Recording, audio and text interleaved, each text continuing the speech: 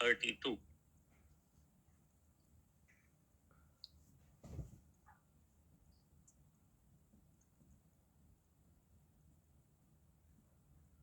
First canto, third chapter, verse 32.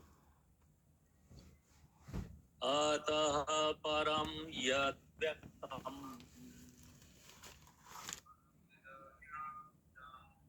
avyuda guna brahanhitam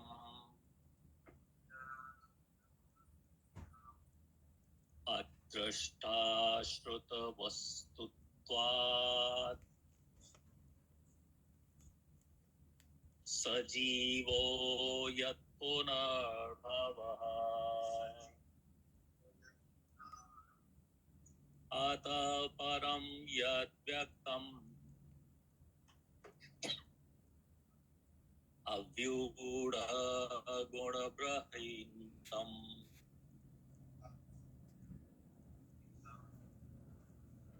अदृष्टा श्रुतवस्तुत्वात् सजीवो यत् पुनर्भवः. Go ahead. व्यक्तम् अव्यूढगुणबृहिन्ताम्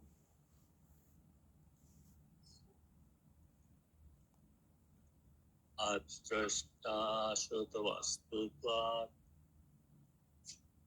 सजीवो यत् पुनर्भवः. अतः this param beyond yat which avyaktam unmanifest avyuddha without formal shape guna guna brahmisham affected by the qualities adrashta unseen ashruta unheard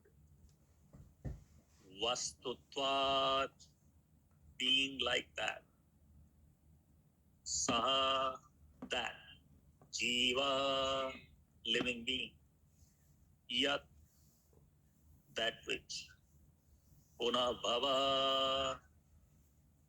takes birth repeatedly. Translation.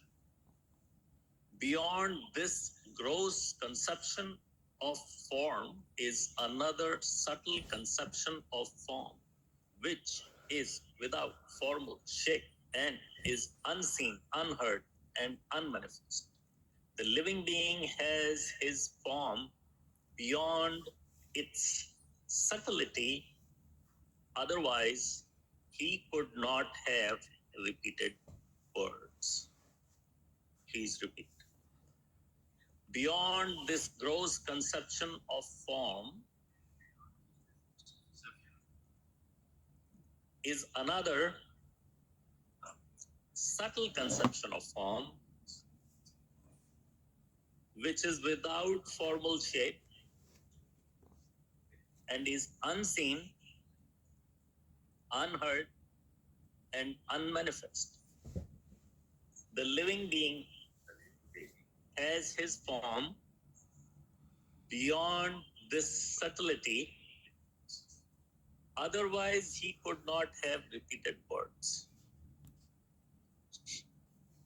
As the gross cosmic manifestation is conceived as the gigantic body of the Lord, so also there is the conception of his subtle form,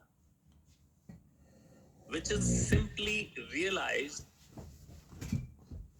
without being seen, heard, or manifested. But in fact, all these gross or subtle conceptions of the body are in relation with the living beings. The living being has his spiritual form beyond this gross material or subtle psychic existence. The gross body and psychic functions cease to act as soon as living being leaves the visible gross body. In fact, we say that the living being has gone away because he is unseen and unheard. Even when the gross body is not acting, when the living being is in sound sleep, we know that he is within the body by his breathing. So, the living beings passing away from the body does not mean that there is no existence of the living soul. It is there. Otherwise, how can repeated births again and again? The conclusion is that the Lord is eternally existing. The conclusion is that the Lord is eternally existent in his transcendental form, which is neither gross nor subtle like that of the living being.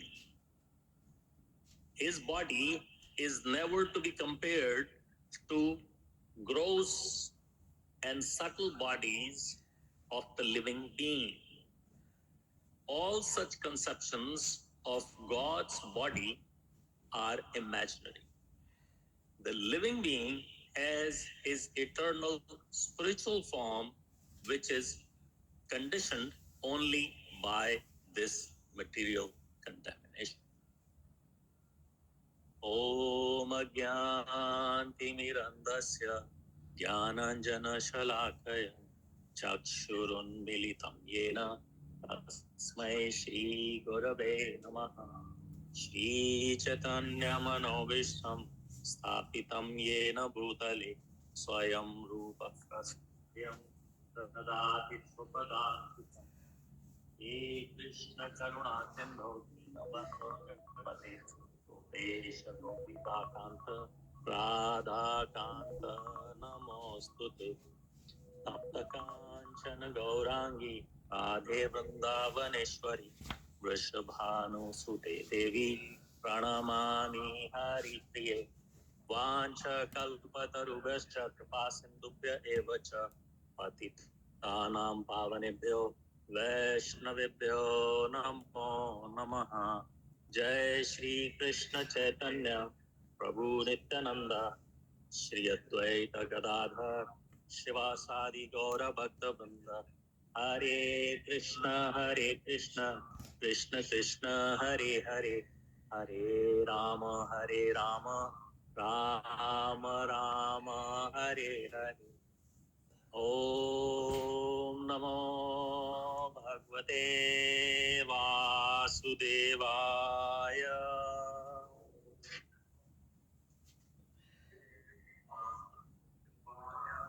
Om Namo Bhagavate Vasudevaya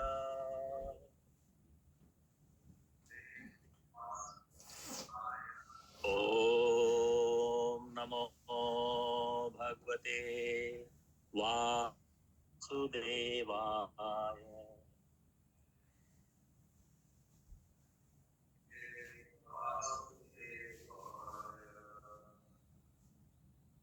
So the last time we covered verse 28, which is known as Paribhasha Sutra in Sanskrit, and in English we call it emperor words or foundational words. That verse is what is the main message of the Srimad Bhagavatam. What is that?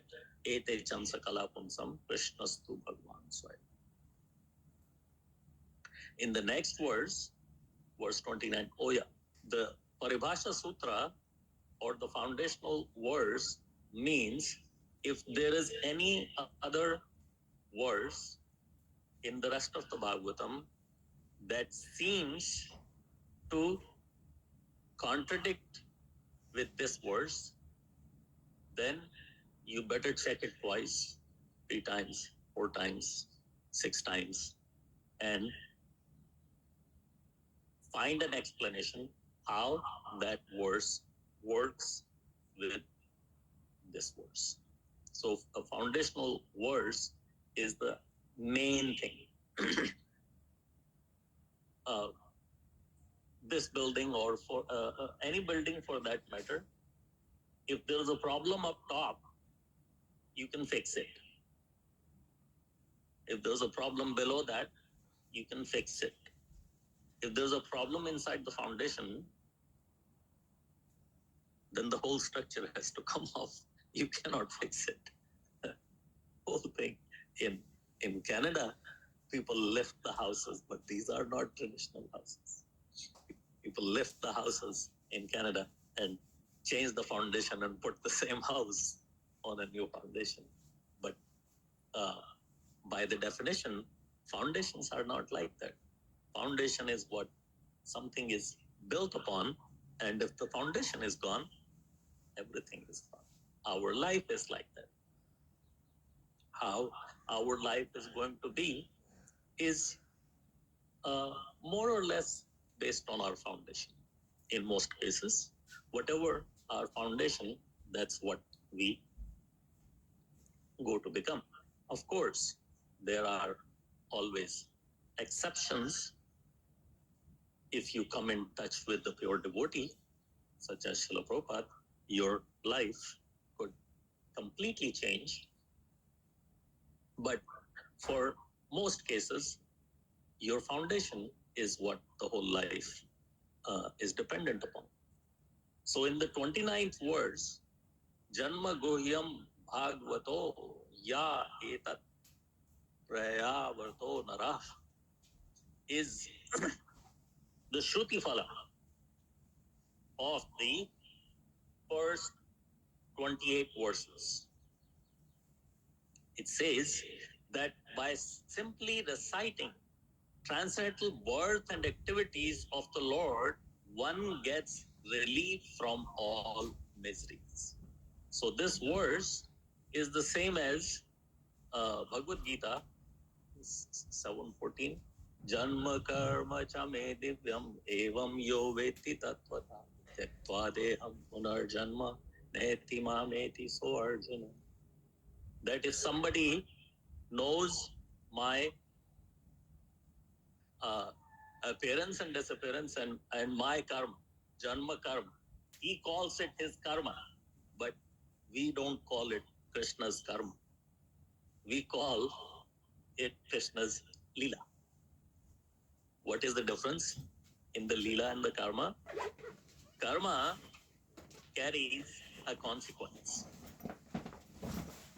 We are all subject to karma. Whatever we do, we carry a consequence. Whereas Krishna is not subjected to the karma bandhan. He's not bound by the law of karma.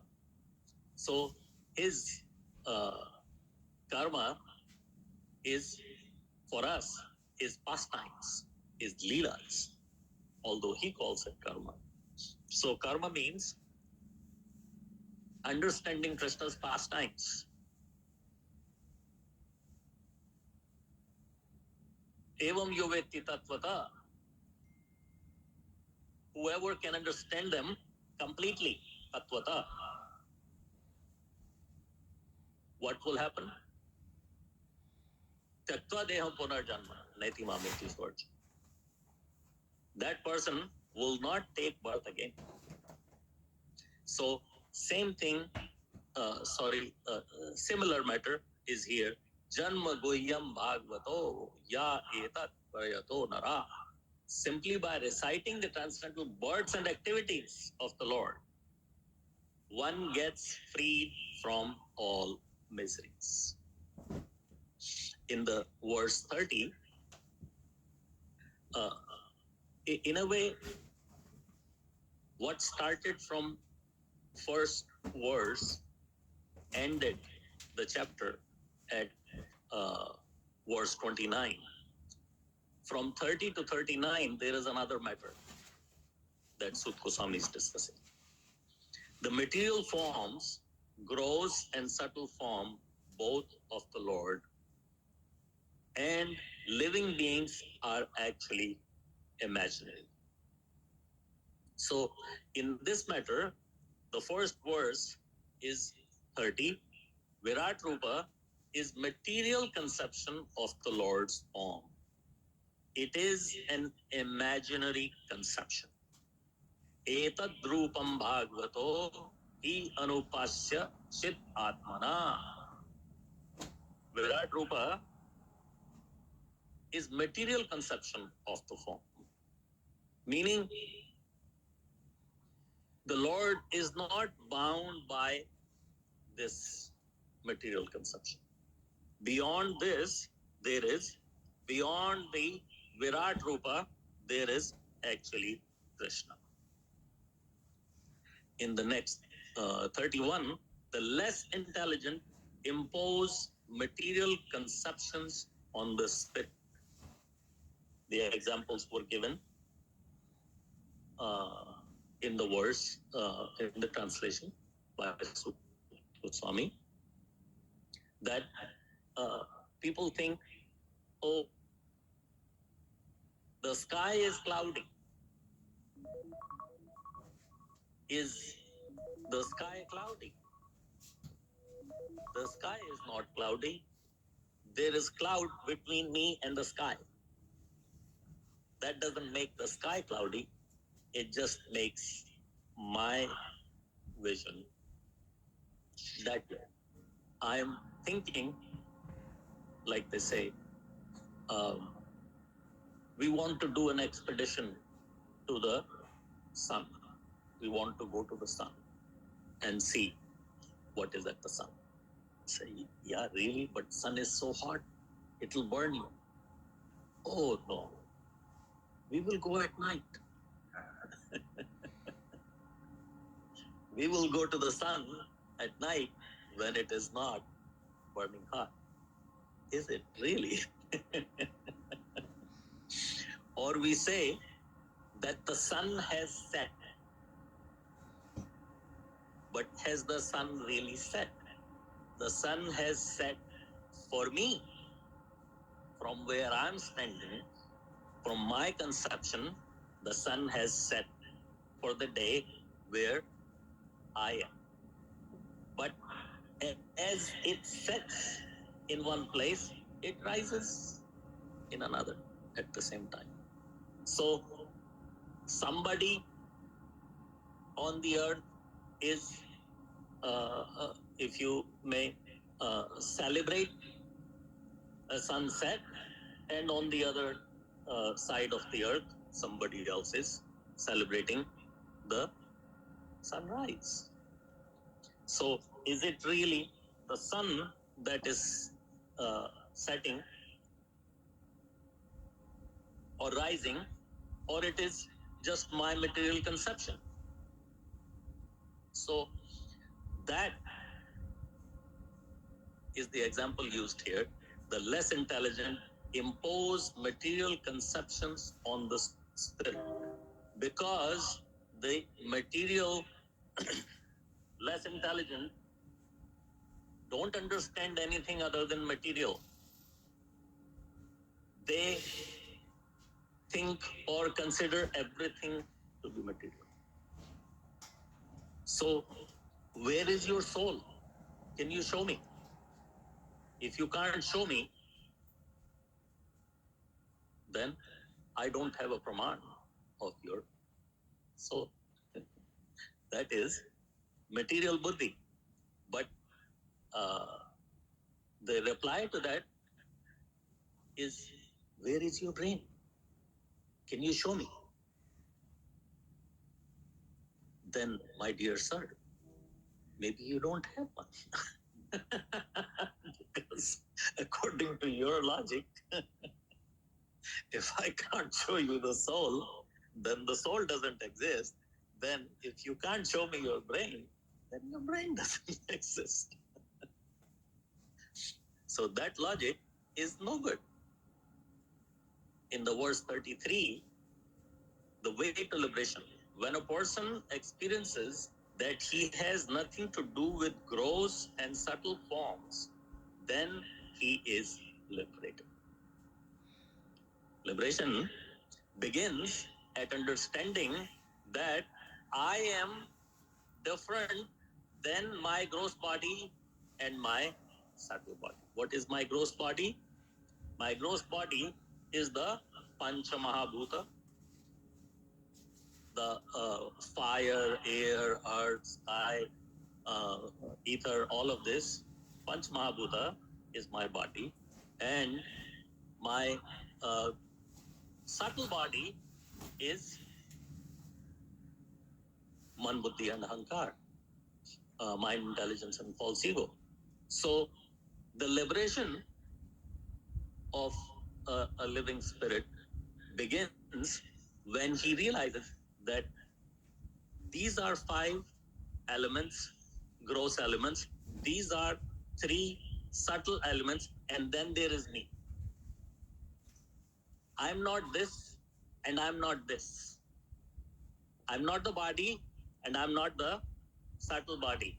I am completely different than all of these things. That is spirit soul.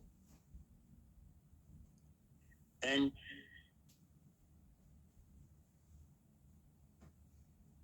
the 32nd verse that we are at right now, it talks about spiritual forms are beyond gross and subtle forms. Like Krishna is different than Virat Swarup. Virat Swarup is Krishna's material conception, but that is not Krishna. That is just his one Swarup. There is Krishna separate. So similarly, Atma is also separate than what you can see. A Virat Roop is something that everyone can see. But uh, similarly, the body, gross body, everybody can see. But what we cannot see is the soul. So beyond the gross conception of the form is another subtle conception which has no formal shape and unseen, unheard, and unmanifest. Do we ever get to see somebody's mind, intelligence, and false ego?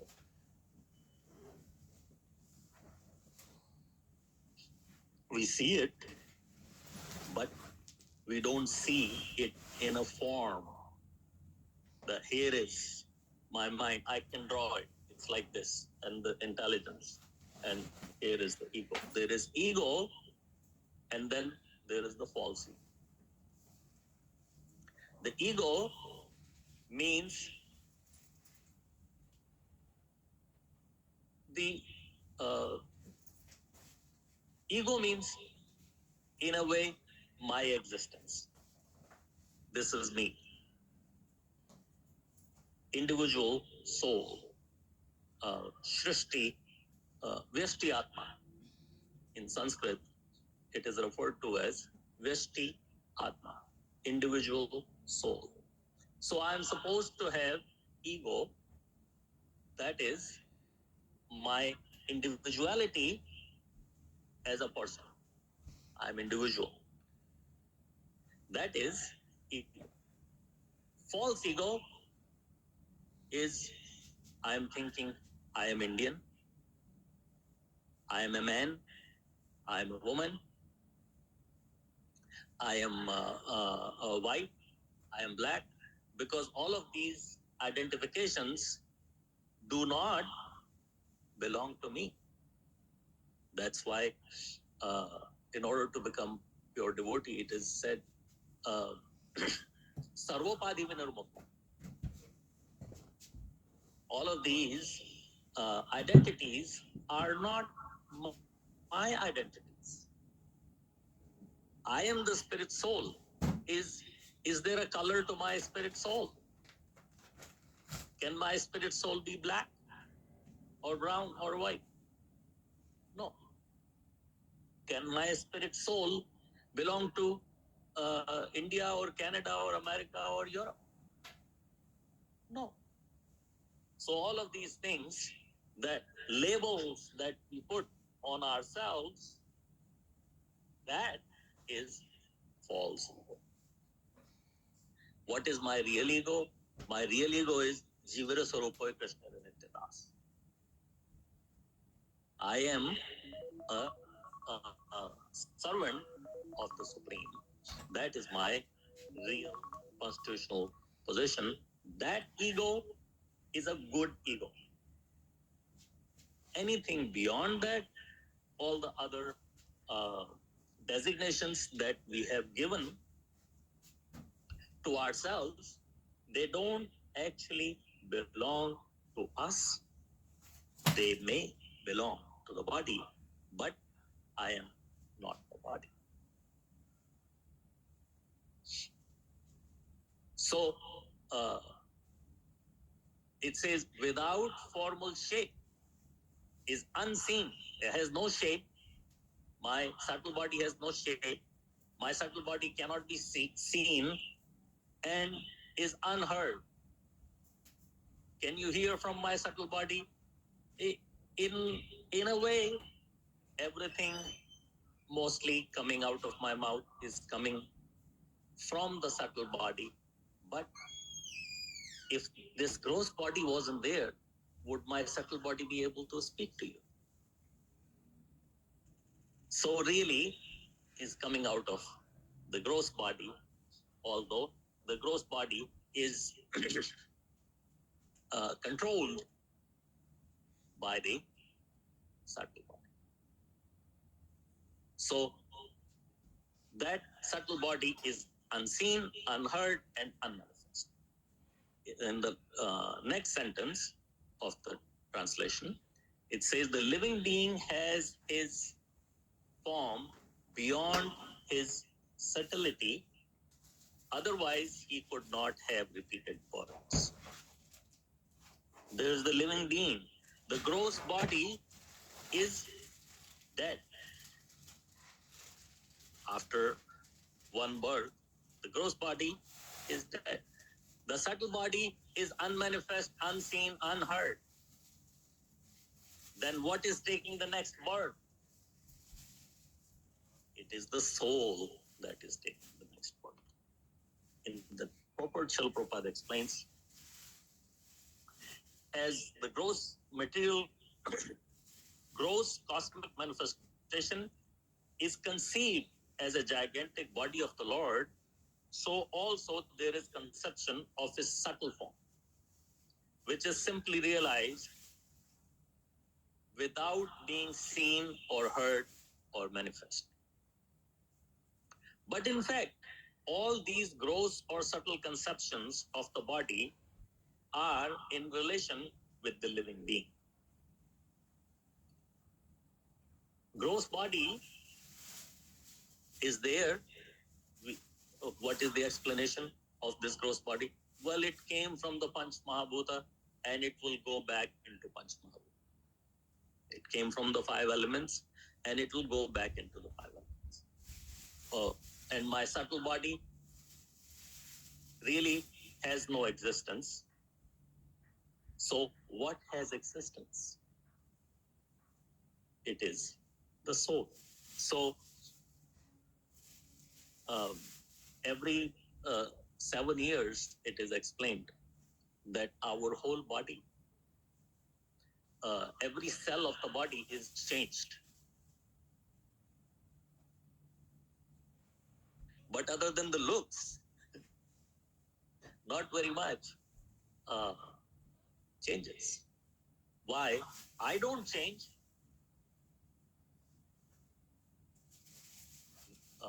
those who have come to Krishna consciousness have gone through drastic changes in their life compared to somebody regular living a material life, born a materialistic person, and is going to die the same materialistic person, is not going to have so much uh, excitement in their life. But those who come to Krishna consciousness, they are the exception that their life changes. But still, as a person, they still don't change. Habits may change, values may change.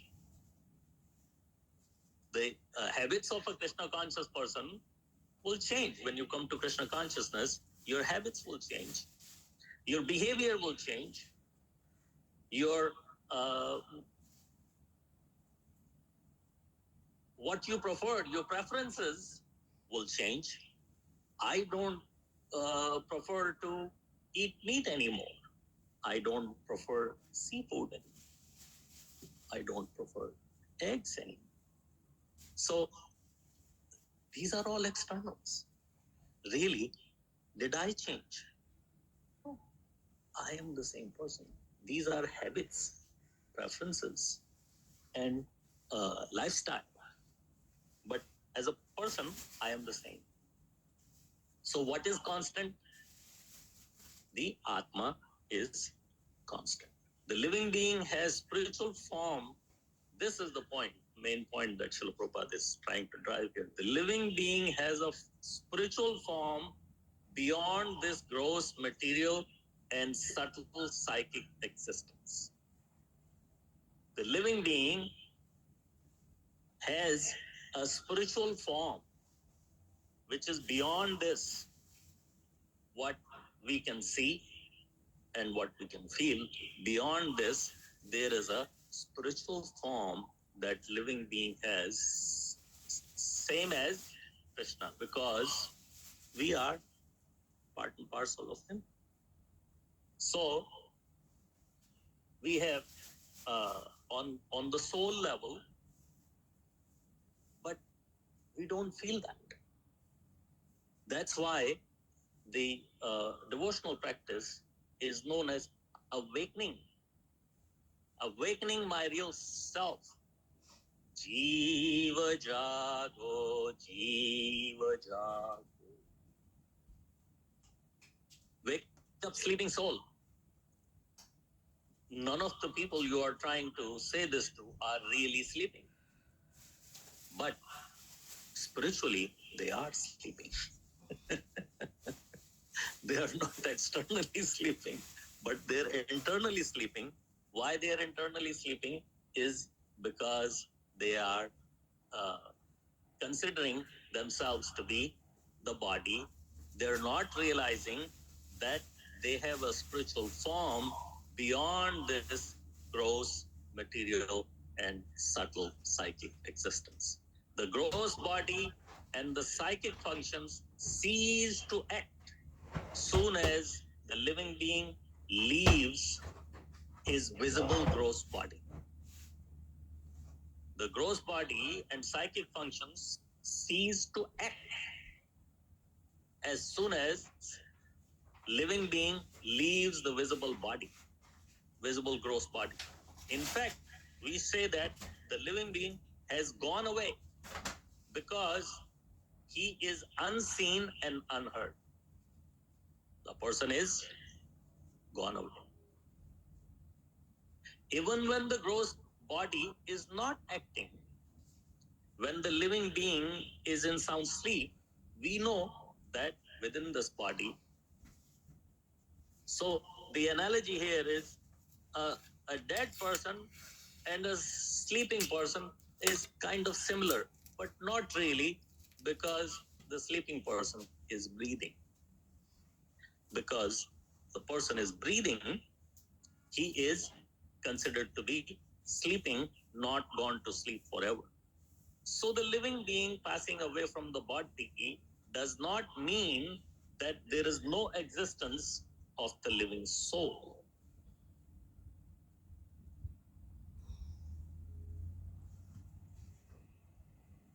It is there. Otherwise, how can he repeat his words again and again. We have so many cases of reincarnation, Punarjan, becoming more and more popular now because the world is becoming so small, because all the information is passed on. So people are taking birth again and remembering their previous birth beyond a shadow of doubt and connecting all the dots and being able to relate everything from the previous birth into the next. Who is this person? It is the soul, because nothing else is constant here. In conclusion, the conclusion is that Lord is eternally existent in his transcendental form, which is neither gross nor subtle like that of a living being. We have a gross body. A living being has a gross body and a subtle body. The Supreme Lord doesn't. If we look at the structure, the soul surrounded by the subtle body surrounded by the gross body, and gross body then has all these senses that want to senses that want gratification. Then it has objects of senses and working senses and all of that.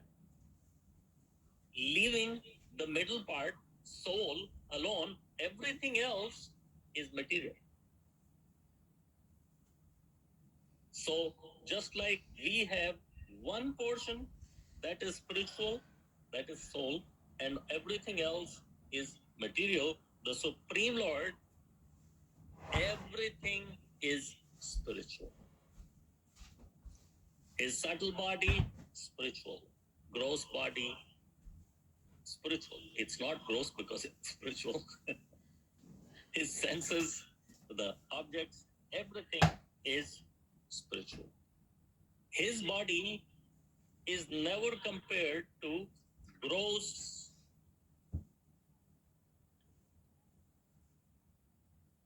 and subtle bodies of the living being, such as the conception of God's body is imaginary. The living being has his eternal spiritual form, which is conditioned only by his material contamination. The living being, one more time, this is the final sentence. The living being has his eternal spiritual form, which is conditioned only by his material contamination. This matter is actually further explained in the 4th canto by Srila Prabhupada. This is a chapter, this is pastime of Dhruva Maharaj. And when Dhruva Maharaj is going back to Godhead, Dhruva Maharaj going back to Godhead,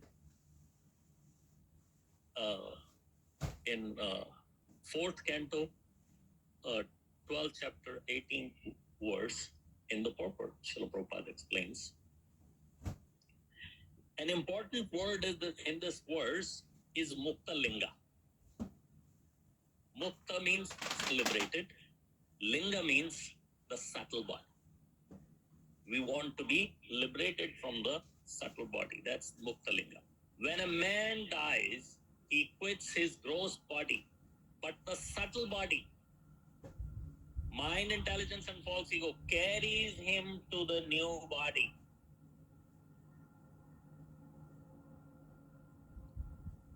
But while existing in the present body, the same subtle body carries him to the next stage of life, to another, for example, from childhood to boyhood. Childhood to boyhood to youth to old age, body is changing. But something is constant. What is constant? My subtle body is constant. Gross body is changing. So when the soul passes on from this gross material body to the next body, the whole subtle body goes with it, or actually says carries it. The subtle body carries the soul. This is a direct quote. The mental condition of a baby is different from that of a boy. Mental condition of a boy is different from a young man, and a mental condition of a young man is different from an old man. So at death, the process of changing bodies takes place due to subtle body. Deno asminyatha dehe kaumaram yavanam jara. Kaumaram yavanam jara, but subtle body is constant. Tatha dehantar prapti. The subtle body still goes into the next body. So at death, the process of changing bodies takes place due to the subtle body, mind, intelligence, and false ego carry the soul from one gross body to another. This is called transmigration of the soul. The transmigration of the soul. But there is another stage when one becomes liberated even from the subtle body. Now is the real liberation. So far, our bodies, we have taken so many births, we have left so many bodies, but the subtle body we have always carried into the next body, and we are here now with that subtle body. So this is called the transmigration of the soul. But there is another stage. Now Srila Prabhupada is intent. The next matter. When one becomes liberated even from the subtle body, we have to, Muktalinga means being liberated from the subtle body. No mind, no intelligence, no false ego. Everything has got to go. At that time, the living entity is competent and fully prepared to be transferred to the transcendental or spiritual world.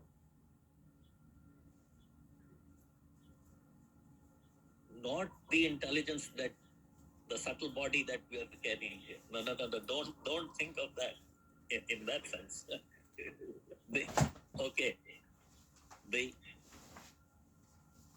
Atma, the soul, is complete in itself.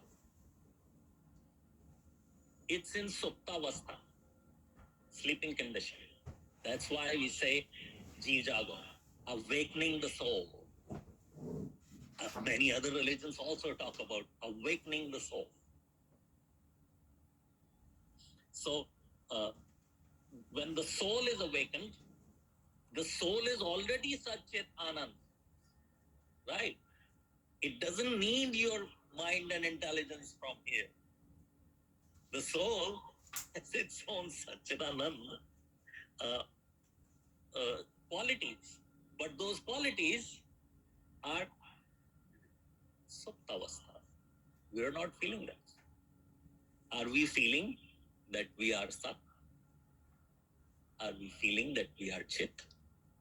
Are we feeling that we are Anand? No. We are not feeling any of that. Maybe we are feeling opposite of that. But those are not the qualities of the soul. The qualities of the soul are Satchit Anand. So, for one thing, the soul is sleeping stage, and the other thing is then covered with the material subtle body. Subtle body, as subtle as it is, still is material. And then that subtle body is covered with the gross body. And at death, we leave the gross body, take the subtle body, and go to the next body. Now, that is transmigration. But what is liberation or going to the spiritual world? We will not be able to take our material subtle body with us to the spiritual world. We're going to have to leave that behind. So that liberation is liberating ourselves from that subtle body that Dhruv Maharaj has been able to accomplish in the final paragraph. The description of bodily symptoms of Dhruv Maharaj makes it apparent that he became perfectly fit to be transferred to the spiritual world. One can experience the distinction between subtle and gross bodies even daily. Even daily, we can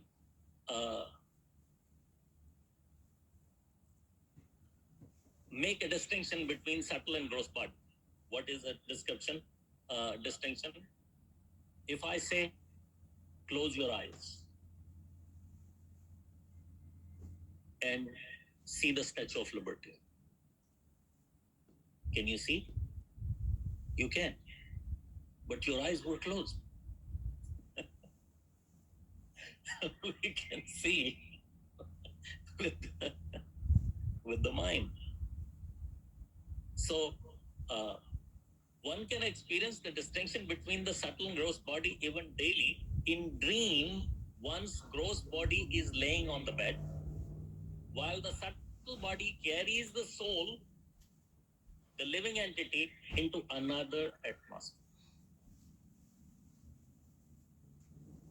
But because the gross body has to be continued, the subtle body comes back and settles in the present gross body. When the state of dreaming is finished, the subtle body and the soul will come back into the gross body and continue as if nothing happened. But therefore, one has to become free from the subtle body also. This is freedom known as Muktalinga. Thank you. Any questions or comments?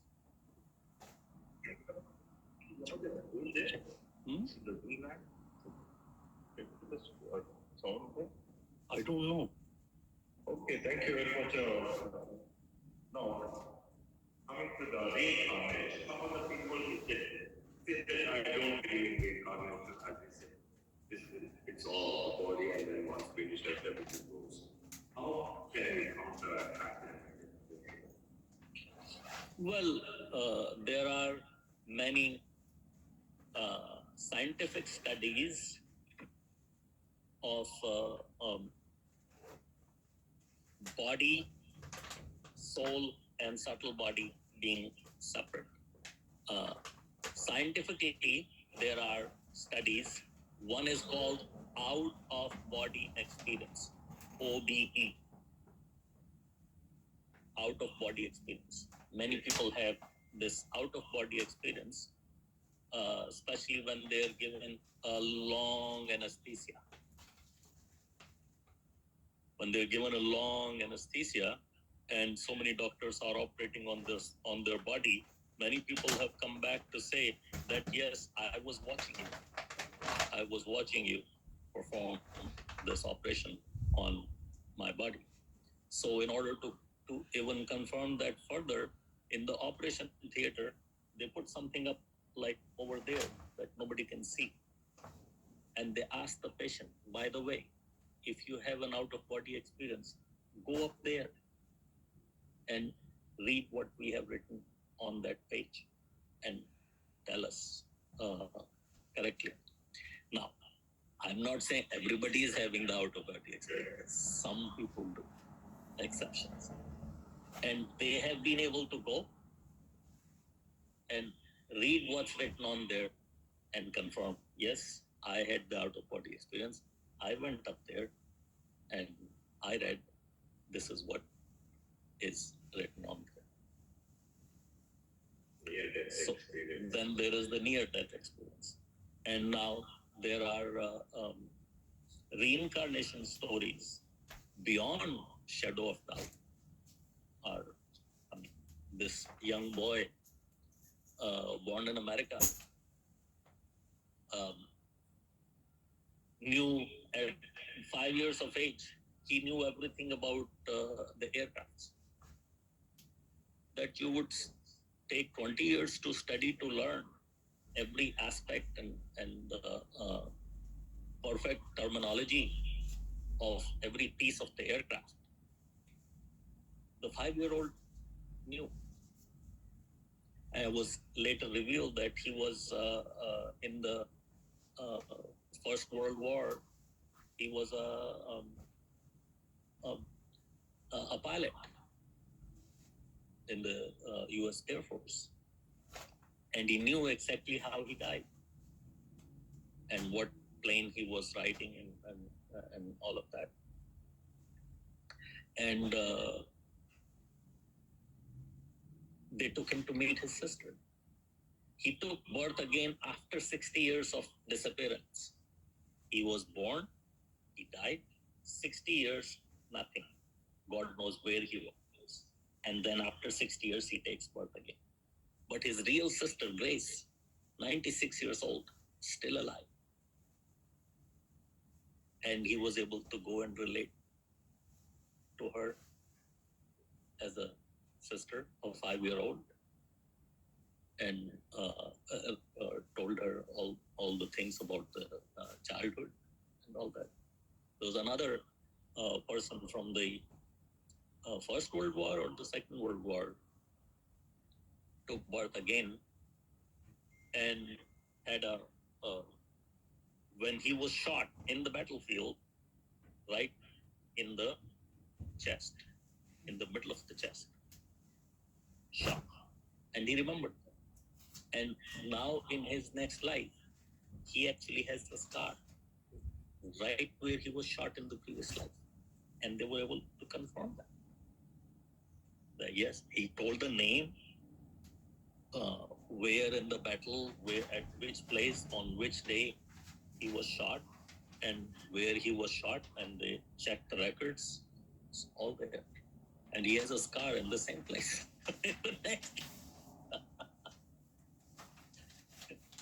Mataji wants to say something. I was just wondering, because this is so interesting, I had it described to you some clearly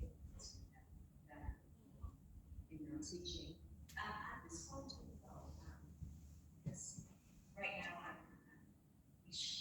Christian consciousness, beginner, 2 years. Beginner. And it's getting more and more very, a lot of knowledge and a lot of way that showing how to read and right. Yes. Okay. So my question is there any, like we go and then we might be fortunate enough to come back as a good person. Yes.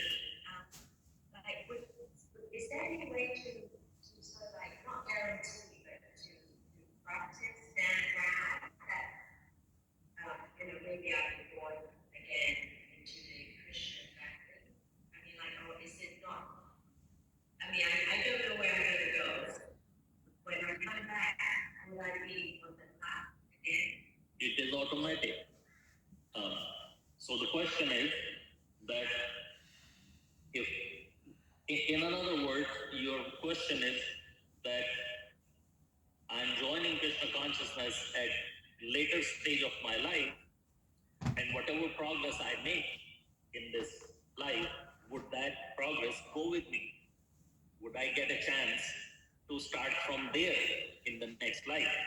That is absolutely guaranteed by the Supreme Lord in the Bhagavad Gita, that whatever advancement you would make in your spiritual life, in this life, you will continue from there into the next life. Also, what is your desire? is what counts. If your desire at the end of the time is to enjoy senses, then you would be given the facility to enjoy the senses in whatever way, shape, or form you want. But if your desire at the end was to become a Krishna devotee, then definitely you will be given a chance. It's absolutely firmly guaranteed by Krishna and all the sadhus and all the shastra. That is completely confirmed. Jai Govinda Prabhu.